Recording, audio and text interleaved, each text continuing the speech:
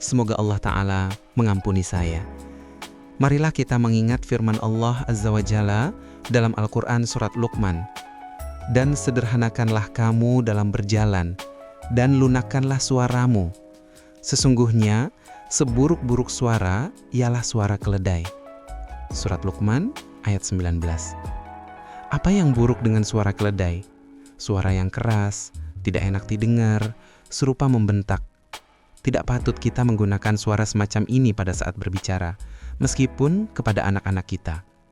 Bersuara keras tanpa ada maslahat yang memang mengharuskan untuk keras, terlebih tak enak didengar dan menjengkelkan, menjadikan nasihat yang baik akan terasa menyebalkan. Apalagi jika itu digunakan untuk menyampaikan larangan, semakin menimbulkan penolakan.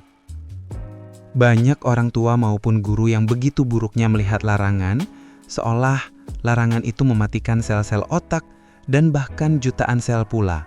Sehingga kita meninggalkan apa yang justru ada contohnya dari generasi salafus sholih. Kita menganggap larangan itu sebagai penghambat pendidikan. Padahal masalahnya lebih kepada bagaimana kita seharusnya melarang, serta suara yang kita gunakan saat menyampaikan larangan. Kerap terjadi dalam berbagai forum keayah bundaan, mengesankan buruknya larangan dengan suara keledai yang menggelegar dan tidak enak didengar. Alhasil, banyak pendidik merasa bahwa melarang merupakan seburuk-buruk cara mendidik yang ada di muka bumi. Apakah dengan demikian kita merdeka untuk menghujani anak dengan berbagai larangan? Tidak. Sebaik-baik perkataan adalah kitabullah, dan sebaik-baik petunjuk adalah sunnah Rasulullah Muhammad SAW. Maka, kepada wahyain, dua wahyu, inilah kita mengacu, melihat contoh dan berusaha mengilmui prinsip-prinsipnya. Kita menyampaikan larangan, perintah, maupun nasihat yang berisi kepada anak untuk mengokohkan kebaikan maupun meluruskan kesalahan. Inilah yang perlu kita gali dan pelajari agar dapat mendidik anak dengan baik. Kita perlu belajar untuk menakar tindakan, tidak tergesa-gesa dalam bertindak agar tidak keliru mencela di saat harus memberi penghargaan atau sebaliknya. Sesungguhnya setiap anak lahir dengan dorongan berbuat baik. Ia mencintai kebaikan dan secara naluriah ingin menjaga diri dari keburukan. Tetapi pada saat lahir, mereka belum mampu membedakan antara kebaikan dan keburukan. Orang tuanya lah yang keliru memberi tepuk tangan pada keburukannya, sehingga anak justru bersemangat mengulangi. Sementara saat berbuat baik, kita kadang justru mengabaikannya, sehingga anak enggan melakukannya lagi. Hanya gara-gara berbuat baik pada adiknya di waktu yang tidak tepat, mata kita melotot, dan tangan kita segera memberi pesan pada lengannya dengan sebuah cubitan yang membuatnya meringis kesakitan. Padahal yang seharusnya kita lakukan adalah memuji itikadnya dan meluruskan tindakannya, bukan menyalah-nyalahkan, apalagi mempersalahkan. Sebab setiap anak pada dasarnya tidak mau disalahkan dan dicela, apalagi dipermalukan. Tetapi mereka akan senang apabila dihargai dan ditunjukkan apa yang lebih baik bagi mereka. Apakah ini berarti kita tidak boleh menunjukkan kesalahan anak? Bukan begitu. Jika kita tidak menunjukkan kesalahan anak, mengajari anak untuk menyadari kesalahannya, dan selanjutnya berani mengakui kesalahannya, mereka justru dapat berkembang menjadi pribadi yang rapuh tidak tahan kritik. Bahkan, menerima teguran yang tak seberapa sekalipun membuatnya tersinggung dan meradang. Padahal sebagai muslim, kita dituntut untuk saling menasehati, saling mengingatkan dalam kebenaran, mengoreksi yang salah, dan bahkan nahyu mungkar, mencegah kemungkaran.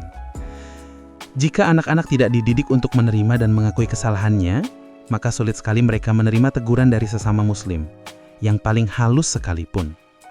Alangkah banyak kemajuan yang justru bersumber dari kesediaan menerima dan mengakui kesalahan, lalu dengan itu memperbaikinya. Sangat berbeda menyalah-nyalahkan dengan menunjukkan kesalahan. Ada kalanya kita bahkan perlu mengingatkan anak terhadap kesalahannya, terutama untuk anak yang sudah beranjak besar. Mereka mulai mengerti, mampu membedakan benar dan salah dengan akalnya. Merujuk pada penelitian terhadap bangsa Cina, Korea Selatan, dan Jepang, menunjukkan kesalahan anak dan mengajak menelusuri mengapa kesalahan tersebut dapat terjadi adalah hal yang sangat berperan terhadap kemajuan pendidikan. Anak bersemangat mengetahui kesalahannya sekaligus belajar bagaimana memperbaikinya di masa yang akan datang. Artinya, ada kesiapan anak untuk menerima kesalahan.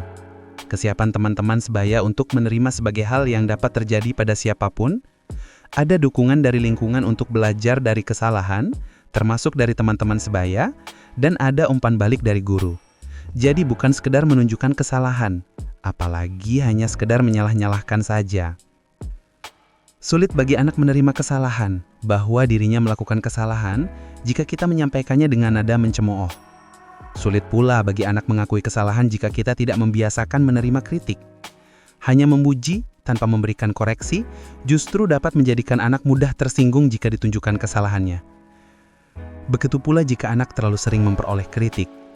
Hal yang sama, sulit menerima kritik dan koreksi jika mereka sangat jarang menerima perintah dan larangan. Jika kita ingin mengantarkan anak dapat menundukkan hatinya di hadapan Allah Azza wa Jalla, bentuk ujian yang paling nyata dari Allah Ta'ala kepada manusia adalah perintah-perintah dan larangan-larangannya. Tidak bernilai amal dan ibadah, kecuali yang benar-benar dilakukan ikhlas semata mengharap ridho Allah. Tetapi, ikhlas bukan berarti ringan hati. Berat hati tapi tetap melaksanakan demi memperoleh ridho Allah, pun demikian dalam menjauhi apa yang dilarang, maka itulah ikhlas. Dan kita sebagai orang tua perlu menyiapkan rohani anak agar tidak merasa terganggu haknya oleh perintah-perintah dan larangan-larangan itu. Sesungguhnya kami telah menciptakan manusia dari setetes mani yang bercampur, yang kami hendak mengujinya dengan perintah dan larangan. Karena itu kami jadikan dia mendengar dan melihat. Al-Insan ayat 2.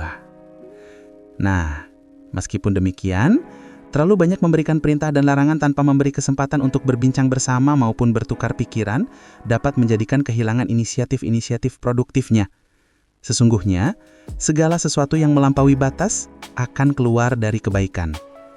Sebelum beralih ke perbincangan berikutnya, mari sejenak kita ingat doa-doa yang dituntunkan bagi kita untuk memohon kepada Allah Ta'ala.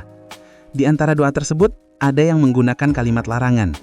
Apakah ini bermakna kita melarang? Apalagi melarang keras? Tidak, sama sekali tidak. Tak ada kepatutan kita, tak pula kekuasaan. Ini merupakan kalimat larangan yang bermakna permohonan penuh harap.